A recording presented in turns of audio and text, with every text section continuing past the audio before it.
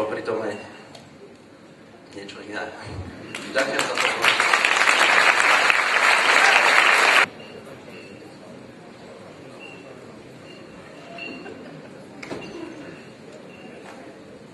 Dobrý večer. Volám sa Vladimír Korček a... Dobrý večer, ja sa volám Silvia Ciblisová. Som z Prešova, odtiaľ je aj môj prízvuk, hoci mám detviansky klobúk. Takže so stresom môže ten prízvuk gradovať, tak nebuďte prekvapení. Spolu s Vladom robíme keramické mozaiky. Sú to ručne robené mozaiky, čo je síce veľmi pracné, ale vždycky ten výsledok je neopakovateľný a umožňuje nám to používať špecifické glazúry, trhlinkové, efektné, metalické, ktoré u prefabrikátov nenájdete. Keď sme začali s mozaikami, hneď sme si boli istí, že nechceme robiť klasickú štiepanú mozaiku a vyprofiloval sa tento tvar. Super tvar, ktorý aj sám o sebe vytvára veľmi špecifickú sieť, nepravovú a zároveň umožňuje mnohoraké skladanie. Toto je naša prvá komerčná realizácia. Spolupracovali sme s architektkami z ateliéru Win-Win, ktorí boli strašne super, dali nám veľkú voľnosť, v podstate povedali, že sa to má tam len hodiť a tak sme si mohli vyrobiť, čo sme chceli. Prvýkrát to videli už keď bol naozaj. Tento krb sa nachádza v rodinnom dome v Prešove.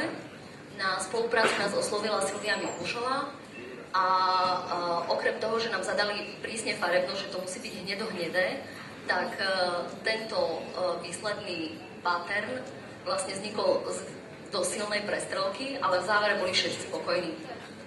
Toto je naša ďalšia realizácia, je to na brehu Dunaja v obchodnom centre Eurovea, je to reštaurácia Premier River Lounge. Tu sme opäť spolupracovali s ateliérom Win-Win, takže opäť sme mali nádhernú slobodu, keďže nám povedali vlastne, že to má len zapadať do konceptu a inak to môže byť tak výrazné, aby to bolo odčítateľné aj zvonku. Pripomienka bola, že to má byť farebnejšie. Tak sme sa snažili, aby to bolo teda prudko farebné.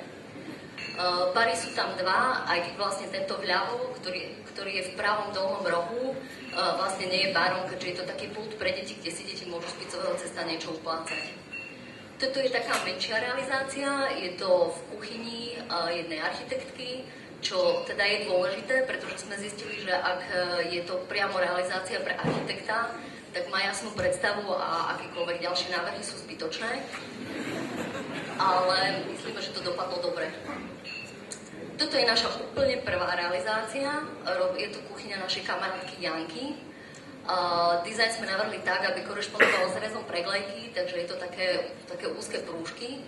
Ale vtedy sme nemali ešte ateliér, takže črep sme rezali v garáži, glazovali sme to na záhrade a pálili na VŠVU. Toto je naša prvá monumentálka.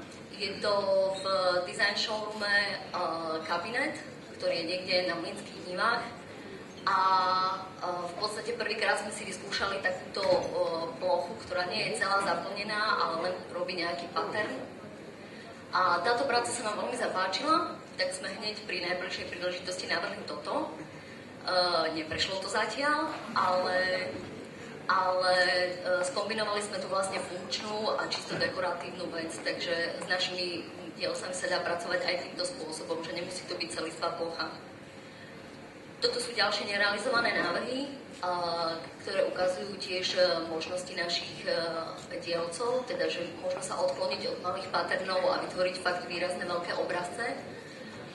Alebo medzi architektmi veľmi obľúbený 3D efekt, napríklad takéto fialovo-červené bludisko, ktoré majú naozaj rádi.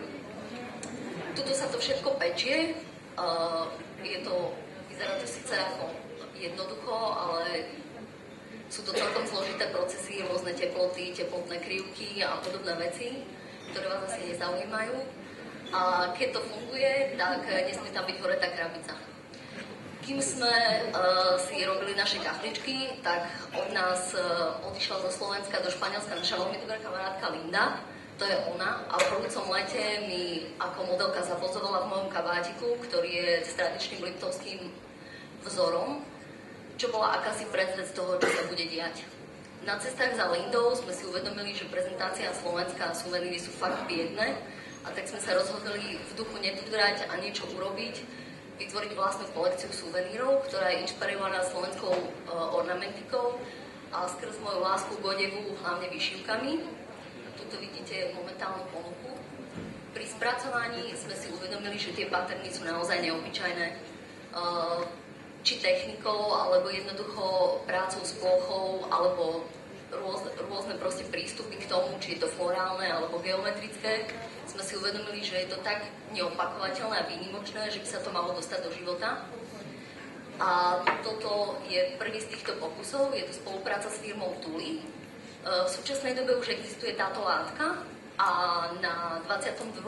veľtrhu nábytku a doplnkov v Nitre už budú prvé živé kusy, takže si ich môžete ohmatať aj kúpiť. Toto je spolupráca nádejná s Tegolevkou, ktorí nás tiež oslovili na design burze a v podstate ukazuje možnosť, ako dekorovať interiér aj pomocou tých nálepiek na nábytok alebo priamo na stenu, pričom je možná aj tapeta. No a ako vidno, nevyhnutné, aby to skončilo pri výšivkách. Toto je napríklad náš návrh pre jeden horský hotel, kde sa vychádza z typickej pánskej čipky tohto regiónu. A je to v podstate aplikácia na papier, alebo podsvietené sklo, alebo priamo na stenu. A toto je náš štítny spoločník a garant kvality, volá sa Kimi. A je veľmi zaneprázdnený, takže tu nemohol s nami byť. Ale aj v jeho mene sa s vami učíme. Ďakujeme vám za pozornosť a dúfame, že sme vás nemali.